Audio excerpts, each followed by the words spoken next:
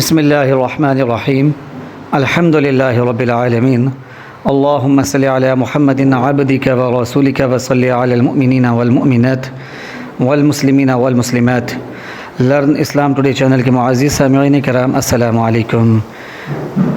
پیارے دوستو، آج کا جو وظیفہ ہے یہ انتہائی طاقتور ہے۔ یہ وظیفہ مصائب سے چھٹکارا پانے کا ہے، یہ وظیفہ ہر طرح کے کاموں کو درست کرنے کا ہے، یہ وظیفہ زندگی کے اندر کامیابیاں حاصل کرنے کا ہے۔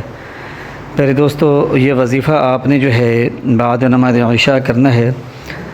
آپ نے وظیفہ اس طریقے سے کرنا ہے کہ آپ نے ایک گلاس پانی اپنے پاس رکھنا ہے اور اس کے اندر تھوڑا سا عرق گلاب ملا لینا ہے، تھوڑا سا عرق گلاب ملا لینا ہے، اور آیت کریمہ لا الہ الا انت سبحانک انی کنت من الظالمین، اس آیت کریمہ کو آپ نے 360 مرتبہ 360 مرتبہ پڑھنا ہے۔